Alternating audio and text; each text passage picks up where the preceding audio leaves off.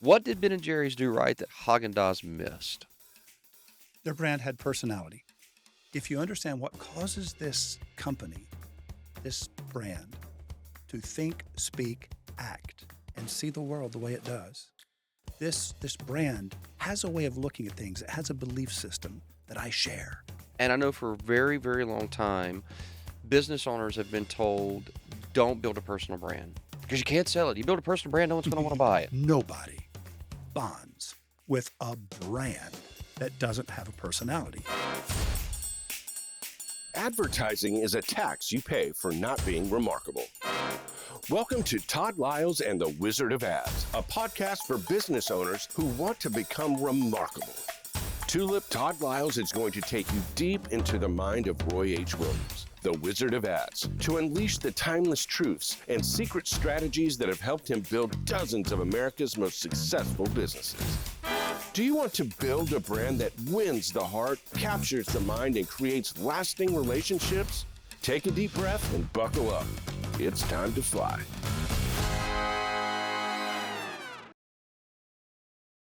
Roy, I want to talk about origin stories. It is one of my absolute favorite topics. In fact, my two favorite parts of literature are always the origin story and the denouement. I want to know, where do these people come from and what happened to them? I find that more interesting than the middle of the story itself. I don't know if that makes me unique. I kind of think it does, but I think that the origin, knowing where something comes from and why it existed, is the most interesting part of anything. Especially, by the way, this is going to make me weird. My favorite origin stories are actually the origin stories of villains. Yeah. I want to know, how did Freddy Krueger become Freddy Krueger? Why is Jason Jason? I What love those causes what stories. causes this person? See, when a person has a bizarre belief system, a belief system totally foreign to you, okay? What caused this person to think, act, speak, and Hmm. see the world the way they do? And so that's part of the origin story, and it's even more bizarre and even more interesting and unexpected when you understand why the villain, how the villain became a villain, Hmm. what triggered that in him and or her.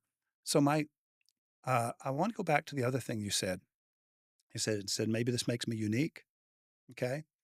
But it's basically the beginning of the story and the conclusion, the Right. climax of the story, the when it reaches its quintessential moment that interests you the most. Well, okay, there's what's called the law of primacy and the law of recency, and you can Google this. You can look it up in Wikipedia. These are psychological laws. In any list or in any sequence or series, the very first thing in the series and the very last thing in the series are the most easily remembered. First line of a poem or a song. Once you say the first line, people remember the rest of the poem. Ah, But the first line is the most memorable, okay? And the conclusion, boom, that ending is also memorable. So primacy is the first thing you hear. Recency is the last thing you hear, the most recent thing you heard. So the last closing words of something, okay, um, or even in a story, opening, closing, what's in the middle, okay? And so I've always said, look, open big, close big. Even when you're speaking publicly, hmm. walk out, give them an opening they will never forget, Right. and just rock the world and go, what the heck's about to happen? And then when you're closing, close in such a way with enough drama that they go, wow, I didn't see that coming. And then it's literally over. I love it. Okay. So our source material today is going to be 4 chapters. I'm going to go in the secret formula of the Wizard of Ads, chapter 34, songs with words, pictures, and people. In Magical Worlds, we're going to weave in 2 chapters: 88, Wieners, Beans, and 530 million, Yeah. and 99, Another Great American Story. And the Wizard of Ads is going to be chapter 32, A Few Magic Words. And what I want to kick off here with is songs with words and people. And I'm actually going Songs to with words, pictures with people. songs with words, pictures with people. It's even right here in front of my Yeah. face. So thank you for that. All right. In recent weeks, I've begun each of my seminars by asking an impromptu question to the audience. Whose corporate image do you prefer, Haagen-Dazs or Ben& and Jerry's? Raising my hand as high as I can extend it, I continue. All of those who prefer the image of Haagen-Dazs, raise your hand. For the next several moments, my hand is the only one raised. Now, those who prefer the image of Ben and Jerry, raise your hand, and every hand in the room goes up in one single motion. In 1978, childhood buddies Ben Cohen and Jerry Greenfield scraped together $12,000 to launch an ice cream shop from an abandoned gas station in Vermont. Today, Ben and Jerry are household heroes. Was it the ice cream or was it the advertising? The story of Haagen-Dazs begins with an 8-year-old boy who comes to America with his widowed mother in 1921. To support themselves, young Reuben and his mom squeeze lemons into test tubes to make refreshing lemon popsicles, which Reuben then sells to grateful people on the street of the Bronx. At age 19, Reuben launches Senator Frozen Products, and at 48, he creates Haagen-Dazs, a product that's taken him 40 years to perfect. Now, Haagen-Dazs has a fabulous story to tell. So, why aren't they telling it? I believe that Ben& and Jerry's ice cream is more appealing than Haagen-Dazs because it includes two special ingredients. Number 1, Ben, and number 2, Jerry. In your advertising, never forget, words are electric and people are magnetic. People attract people. Roy, what did Ben& and Jerry's do right that Haagen-Dazs missed? Their brand had personality, okay? Um, as I've said before, a brand is a character. It is an entity in the mind of the public. Mhm.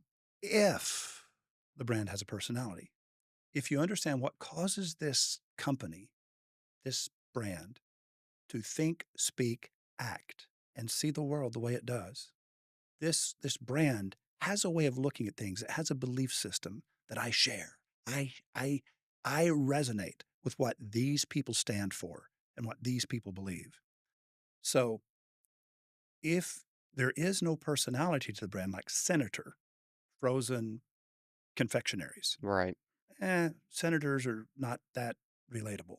You know, a senator is status, and that's what they were going for. I promise. When he named it senator, he was thinking of something exclusive and limited and important.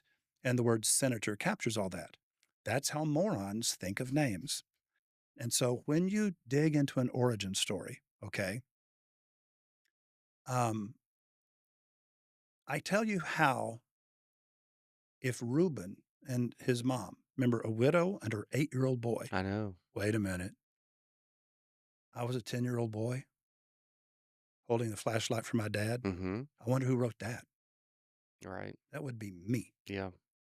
If they had named that product single mom popsicles and we squeeze lemons into a test tube and to put those test tubes in the freezer. And so the frozen lemon juice, there's nothing more refreshing than that, and blah, blah, blah. And thank you for helping a single mom and her little boy survive in the Bronx. And so everybody's, I'm going to buy the hell out of those because this is a hardworking woman and her little boy. And, this is the American dream. And they could have written the name single mom. And then there could be single mom ice cream. And then she's gone. And then when the little boy, Reuben, is remembering his mom that raised him and he helped her make these popsicles with lemon juice in 1921 and these ice, they could be singing that song today Yeah. and everybody would know all the verses of the song because single mom in 1921, to be a single mother, I'm not going to use the word widow. Do you know why? It conjured, go ahead. Well, I was just say, if you say, and this is where my brain is going. I'm thinking 1921, a very different time. Mhm. Widow is sad, Right. for It's one. still sad. It's sad. Uh, but what's going through my brain is I wonder if when they hear single mom, like, why is she single? Nope. Right? Nope. Nope. See, in 1921, if a woman was single, it's because her husband died. They just know that. Yeah, there's no such thing as divorce in Yeah, 1921. they know that. If it existed, but it wasn't spoken of. Yeah. It never happened.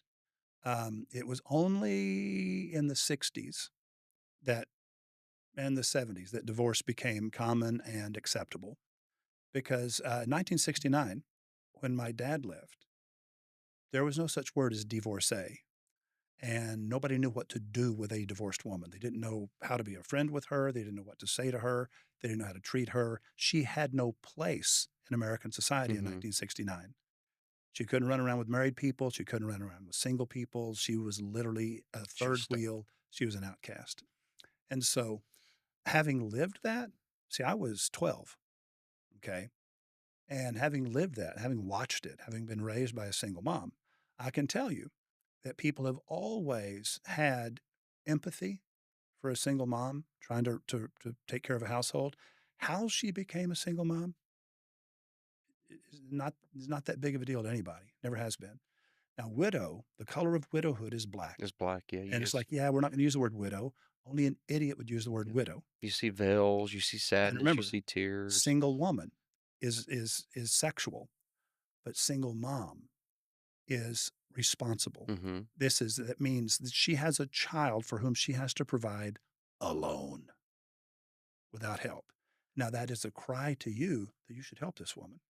She's doing everything she can, making popsicles in the freezers with her little boy. I'm going to buy the hell out of some popsicles because I believe in this woman and I admire her courage, et cetera, et cetera, et cetera. You can trigger all of that. And so he gets to be the spokesperson. See, if she told the story, if the single mom herself told the story, then it's a woman just pulling on your heartstrings and it feels like manipulation. But if the little boy tells the story, um, that, I love my mom and my mom has more courage than anybody I've ever seen in my life or anybody I've ever met. And he idolizes his mom and all the things that his mom taught him by just showing him, but just by being the shining example of all of these virtues. And if he's talking about his amazing mom and what he learned from her, you like that guy. Why? Right. Because he loves his mother. Yep. That's why you like the guy. You went into what was my second question, which is why does vulnerability make such an interesting origin story? You've got that wildly covered now. That makes total sense to me. What's fascinating to me is that whether Reuben or someone in his court was advising him, I don't know if he did it himself or someone said, "Hey, you need to do this thing." He never embraced his real reality. Senator, Haagen-Dazs, their brand even to this day is luxury and over the top. Now they're still here, Oh, sure. Yeah. so Yeah. so good for them. They make good ice cream. They make good it's really good ice cream, but And it they've been never here longer appealed, than Ben and Jerry. which is interesting. Yeah, so the fact is they were the original premium ice cream, the original and the only premium ice cream. Now, once you've achieved that, once you have first mover status, first mover is the first one to make a big name doing something. The second person in that category is Burger King following McDonald's. Right. And I'm saying it's hard to overtake the first mover if they get big and they're already big and you come along, then you get to be number two forever. But being number two behind a gigantic number one, now Ben and Jerry did actually overtake Haagen Dazs, I think. I Mhm. don't know that for I sure, don't know. but I'm assuming they did. Go ahead. Well, so this is where my question's gonna come into. One, it's about the personal brand, and I know for a very, very long time, business owners have been told, "Don't build a personal brand because you can't sell it. You build a personal brand, no one's gonna wanna buy it," Right, right? They right. they have all these reasons why. So, my question is actually about the marketer.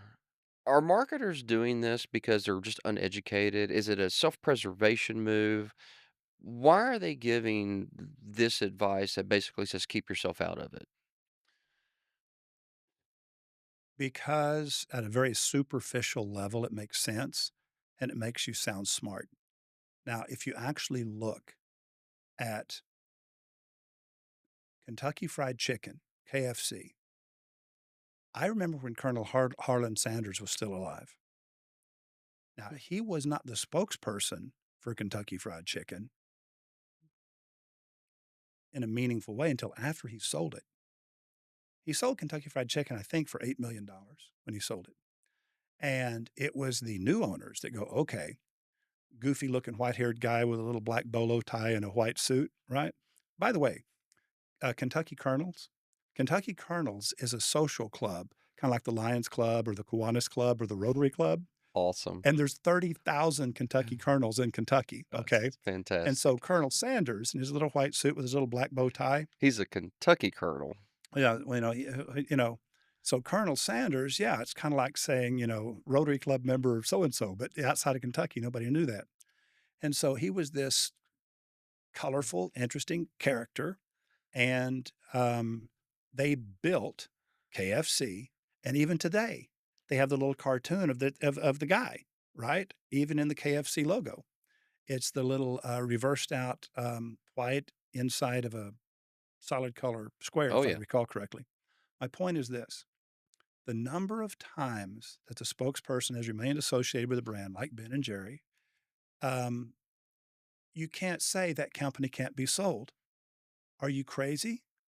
I mean, there was never an Aunt Jemima, but we believed there was.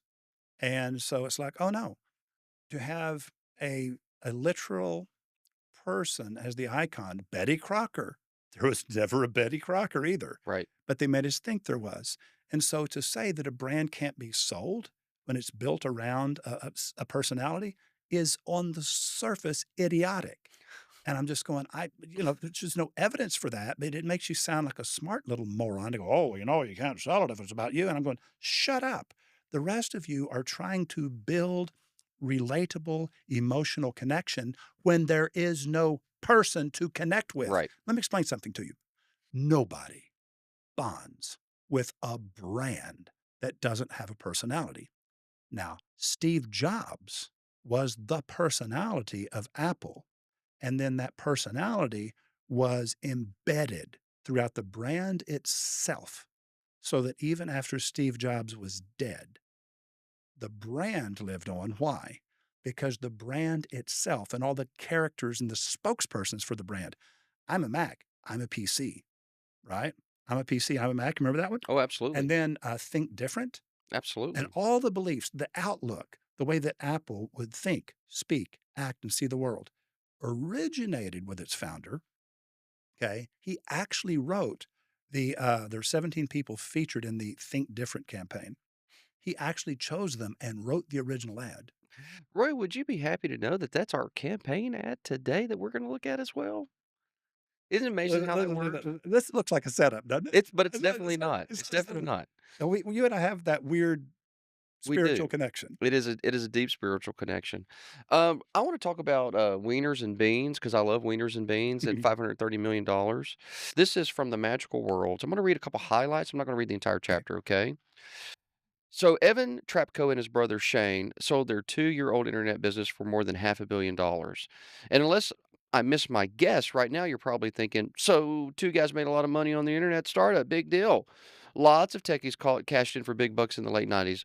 My only problem is that I wasn't an internet techie. Well, Roy, you go on to tell a story about these two brothers working really, really hard on a farm with their mom and dad. And people don't realize this, but when these 2 brothers were trying to make it, they were literally eating wieners and beans because that's all they had, and they were sleeping in their offices while they dedicated everything to this business. So people who know them best characterize their greatest assets as being the following. Number 1, their deep trust they have in their friends and in each other. Number 2, their passion for an idea, and number 3, their willingness to follow through on a plan regardless of the barriers. Their single biggest worry that they had will be how to give their children the hardships that made them rich. Their second biggest worry will be the motivators of all people who want to be their friends. So you've got these two guys that have always worked hard together. They've always been there together. They've sacrificed. It very much reminds me of my two good friends James and Michael Kuzmanowski, whose Mhm. parents immigrated from Macedonia to Australia, and his mom and dad are both working 2 jobs, and James and Michael basically raised each other. They got themselves to school, they got themselves on the bus, they educated themselves. All the while, this mom and dad are doing everything they can to support them, and now they've built this amazingly successful business in Australia, and they are so deeply bonded to each other. You've never seen 2 people like this. It Right. reminds me of the Trapco brothers. So since we are talking about origin stories, and this also reminds me a little bit of Elmer's. Mhm. We're not going to play the ad here, but if you want to check out the $100 Million Mindset, watch it with Roy and I, where Elmer goes over being raised by his single mom and his mom working so hard. But the bottom line is, people really respond to hardship to triumph stories, and it seems pretty straight obvious as to why. But I want to get your take on that. Well, hardship to success is a story of hope. In other words, anytime people respond to um, this person won all of this infinite amount of money in the lottery, why Mhm. is that news? Because it says that it could happen to you too. Right. Or somebody was raised really poor and they worked really hard and they believed in their idea and they didn't give up. And this was back in the 90s when $530 million was considerably more money than it is today. And it's still a lot of money today, but not like it was back then. Half a billion? Are you kidding me? That was like nuts money 30 years ago, 25 years ago. And so whenever you hear those stories, it's the American dream is the local boy makes good, the local girl becomes internationally famous, Mhm. and everybody is proud of that because it says it could happen to me too. It could happen to my children too. And that idea of America being the land of opportunity, why do we love to say that? Because those kinds of things can happen, and they will happen to the people who really want them to happen and take the chances and stick with it and don't Right. give up. And all of those things that are the things you read on calendars, you know what I mean? And little books of motivational quotations. It's because they give us hope. So, with this idea of hope, I've told you my origin stories, and some of them you're like, "We're definitely gonna tell that." And some of the others is like, "Not yet." Right, Y Because anytime that someone's gone through hardship, there typically is a marriage of either bad things that have happened to them or even bad choices that they made that in retrospect they've outgrown that person and that to be embarrassing to tell the world. right, You recognize what parts to leave in and what parts to leave out. So hopefully the listener is beginning to realize the nuance. It's just very difficult to do this on your own. But let's say that they don't, and they're going to try to do this on their own. What would you say to that person? Like, okay, listen, if you're going to do that, definitely don't put this in. right. What would be an example of something that could be dangerous for them to put in? All right. Well, let me tell you how to recognize it first. Okay. Is when I talk about vulnerability, is the only currency that will purchase trust. Mhm. Okay. Is you have to share something that the average person would be too proud to share, too egotistical to share, too afraid to share, um, because they want to be admired. Right. Okay. People that want to be admired, it's, even though you might admire them, you don't really feel a bond or a closeness or a trust with them. Okay. So, what's the difference between sharing and oversharing? Mm. Oversharing is when you share something that makes people uncomfortable. And so, if you're sharing something and it gives people a deeper understanding of what made you who you are, and they get it, they understand it, they can relate to it, and it reminds them of themselves or maybe their mom or their dad or their best friend or somebody that they know. But yours is not an uncommon story. They just never knew it happened to you. Now they know it did. Now they think they understand you better. Yeah. But if you tell them something that makes them uncomfortable, yeah, that was dumb. I I can run the risk of oversharing, and I'm so thankful that I've got, An my editor. team behind I'm very thankful I've got my team, behind the editing bay now, and it's not me. So I'm like, "No, no, no, I'm not making the edits, I'm trusting other people to make the edits," which is good. Um, do you remember your friend that you and Penny met at Water Prada and his wife? Yeah, yeah, yeah.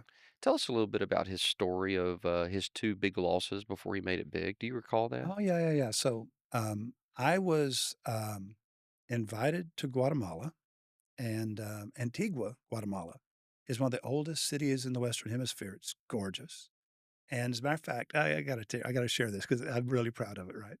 And so, remember, this is right after this would have been about 1998, 1999, right after The Wizard of Ads was published. And so it was in Brazil. Okay. A Brazilian publisher picked it up, and that book was published in lots and lots and lots and lots of different languages. And one of those was Brazil. And so the largest university, big private college, just unbelievable money, flew me to Brazil to speak to the students of this university. And then um, the next day, they took me to this hotel. It was the morning where the place where we were staying. When I signed in at this hotel, it was built like in the 1500s, maybe, I don't know.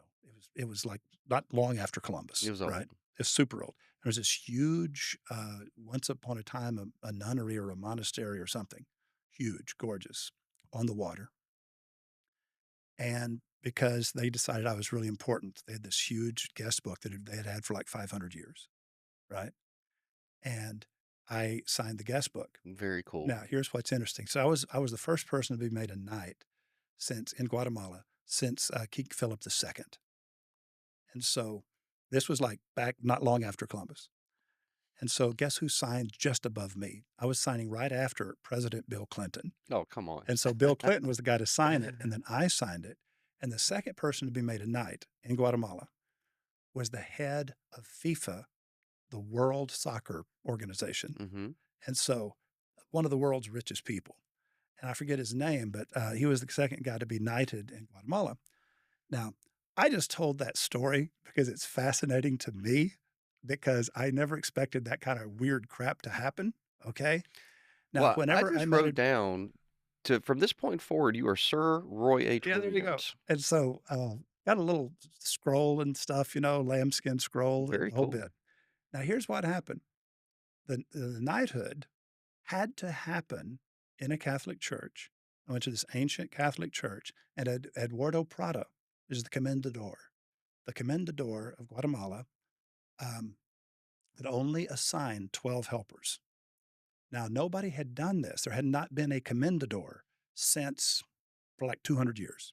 So he was the first commendador that was made, and so the king of Spain could say, "This is my commendador for life. He is the arm of the king in this place." And so by charter, they could have one.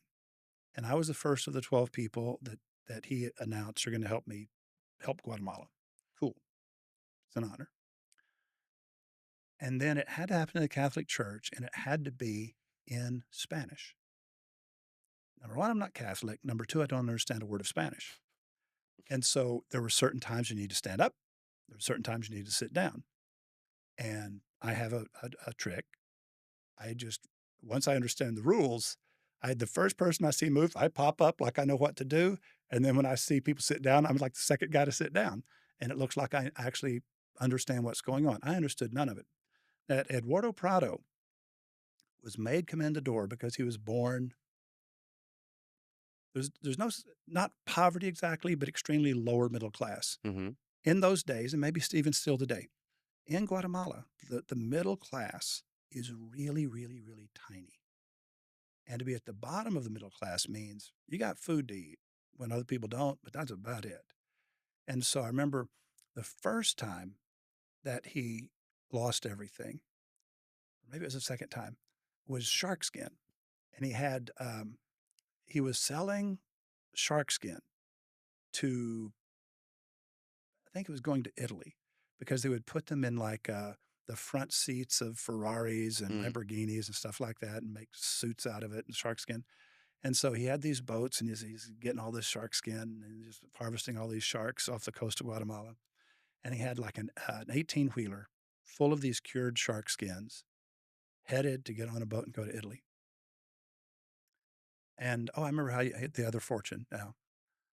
But anyway, not only did the bandits ambushed and steal the shark skins, they stole the truck with it. So he never got the 18 'Cause wheeler he back. lost, like, 3 fortunes, right? Yeah, yeah, yeah. One was to bandits, I think another one was to literally the government? Yeah. What happened is he decided that he was going to build for people in poverty. It was a little cement block house. It had a door and it had a couple of windows. And it was like, 12 feet by 15 feet or something like that. It's just a little single room house out of the weather. So this homelessness, now people actually had shelter. Mhm. Okay. And so he was building these, bam, bam, bam, bam, bam, bam, bam, bam, bam, and building these big communities, and they were selling really, really, really cheap. And he was efficient enough at building these that he made himself a fortune. And I think that's the one the government goes, yeah, we'll take it from here, and we'll take all your money too. Wow. So you need to start over. And so this was a guy who just kept getting beat down, beat down, beat down, always rose from the ashes with a new idea. And he was like the Trapco brothers. It's like, yeah, you can't keep a good dog down. You know what I mean? It's like you kick the dog, he's going to get back up and go back to what he was doing. And that relentless commitment and determination and the optimism to just not whine about it, but just go back to what you were doing. He just didn't give up. Yeah, exactly. And and and I love that because through all the studies that I've done, it seems to be that most really successful people are going to have a failure or two or three before the thing that really works makes it and it sticks. Mhm. Um, Lord knows I've had at least one really, really good one, and I'm glad I went through it because it was a good learning lesson on the other side.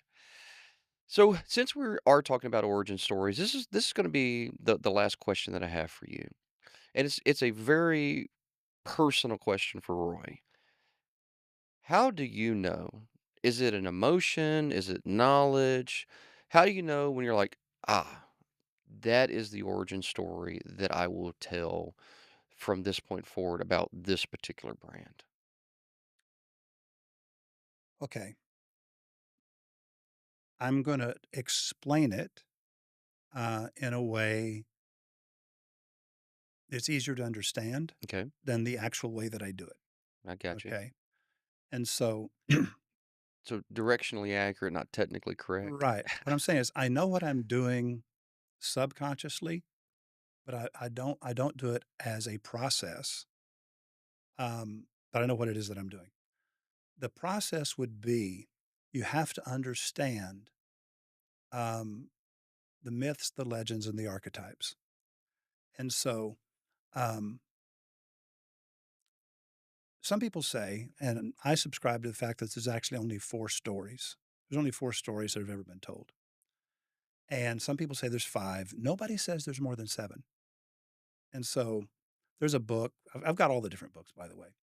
And usually the people that say there's five, six, or seven, they're just considering a variation on one of the stories as a different story. And so one of the archetypal stories is a stranger comes to town. Okay. Now, it doesn't need to be a town and it doesn't need to be a stranger. It's just that a person comes into a situation. See what I mean? And It's every Hallmark Christmas movie ever. well, it's also it's every Clint Eastwood movie ever. Hmm. Okay. A stranger comes to town. Is somebody shows up in a situation and takes an action that surprises everyone, whether it's a good action or a bad action. It's just an action that surprises everyone. And so it's captivating. And then what happens next? You know what I mean? Um, Now, the other thing is,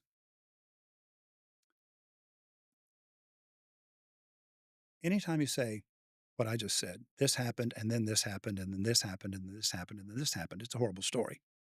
Okay. This happened. And then you have to follow that with the idea this happened. Therefore, Therefore, this happened. Or this happened, but this happened. So therefore means, of course, this happened because this triggered it. See what I mean? This happened. Therefore, it triggered the other thing.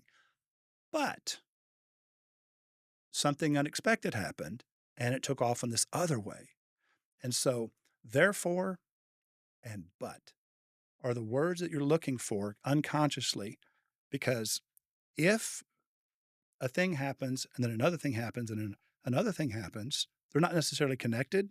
And one is never surprised. hmm There's no surprise there. Whenever you lose surprise, you lose delight. hmm You cannot create delight without an element of surprise. And so the problem with most ads is they're not delightful. The problem with most businesses is they're not remarkable. you know who follows that therefore and but process? I've heard him speak on it. Yeah, yeah, it's the two guys that did South Park. Yes, That's Matt where I Parker and learned it. Trey Yeah, Stone. yeah, yeah. Yeah, I just didn't want to go there because it's a long story, and my stories are always too long. they're great teachers though, Oh, as are you. fantastic. Yeah. No, I'm just quoting those guys. I just didn't take the opportunity to because I take too long. You know that. Yeah, it goes back to us, being too connected on too many things. All right, let's watch an origin story ad. Here's to the crazy ones, the misfits, the rebels, the troublemakers, the round pegs in the square holes, the ones who see things differently.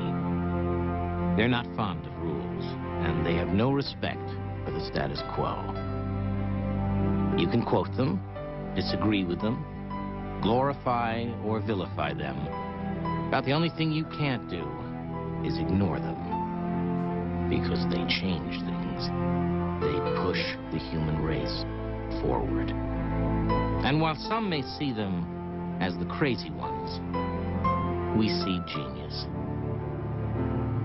Because the people who are crazy enough to think they can change the world are the ones who do.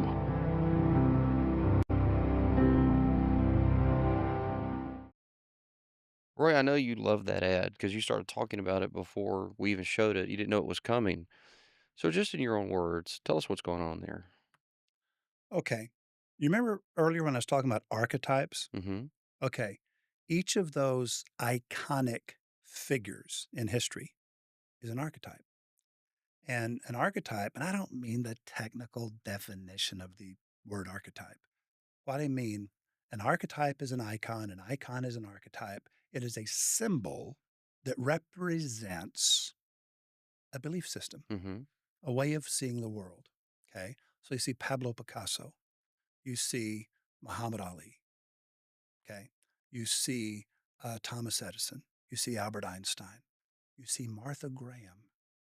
And just before you see the guy that did Kermit the Frog, what's his name? Jim Henderson. Jim Henson. Henson. Jim Henson. From Mississippi, by the way. Thank you very Oh, much. is he from Mississippi? Yeah, he was born there. I don't think he did time there, if you will. Okay. Well, He grew up somewhere else, like though. you, Yeah, he left. yeah, he And, did. and so what happens is Jim Henson, right before Jim Henson, you see this woman jump up and kick her heels together, a Mm-hmm. dancer. That's Martha Graham. The fact that Steve Jobs was aware of who Martha Graham was and the difference she made tells you everything in the world you need to know about Steve Jobs. And all of the people he chose, right? What he did not say to you is that he was also one of those people. That's right. But what happens is by showing you the people that he found inspiring, and if you ever take the time to see what each of those people did, what did Martha Graham do? She totally changed modern dance. Unbelievably, unbelievable. It's like so many, as a matter of fact, the golden age of Hollywood, when you see Fred Astaire and Ginger Rogers and you see Gene Kelly singing in the rain and all this thing, and then Motown and the Jackson Five, all of that can be traced back to what Martha Graham did in the 1920s. I mean, it's staggering. And so the fact that this guy is interested, this Steve Jobs character, this guy who's creating Apple Computer, and he's saying, think different. These people thought differently. And because they thought differently, they changed the world and they brought things to us that are important to us, that matter to us. And they're looking at float like a butterfly, sting like a bee. Muhammad Ali was influenced by Martha Graham. Her belief system, her way of moving, her way of thinking about movement. And so it is so staggering. You say in the arts, all of the arts, in the sciences, in the sports, and in the arts, that's what he's championing. He's championing pioneering. He's championing adventure. He's championing going where nobody's ever been. Star Trek, going where no man has gone before. And so when you start looking at all those people, that's what they were. They were explorers. They were adventurers. They were exciting people who had the courage of their convictions. And I'm going, wow, isn't that cool to be perceived as somebody who created something new, surprising, and different, and it is delightful, and everybody else wants it now that they're aware of it. They're going, that's so cool. And I'm going, if your brand doesn't embody some of that, you don't have a brand, you have a business. You sad little weasel. Get a personality. I mean this in the spirit of love. Get a personality, have the courage to stand for something, be different, and you're not going to become different by following what everybody else tells you to do. Operationally, you have to, or you do not have consistent performance. You cannot deliver the product consistently. You have to have process and procedure internal to the company. You have to. But you know what you have to have outside the company? A story that nobody's ever told before. Right. Roy, what's the takeaway from today? Think different. Thank you very much. If you like what you're hearing, you can get the show notes in great detail. You can also watch this over at toddliles.com/wizard. You've been listening to Tulip, Todd Liles, and the Wizard of Ads, where the bold win and the remarkable reign. If you enjoyed this episode, make sure to like, subscribe, and follow so you never miss a conversation. If you want a copy of the show notes or watch the ads from today's show, head over to toddliles.com/wizard. This episode is dedicated to the business owners who refuse to be ordinary.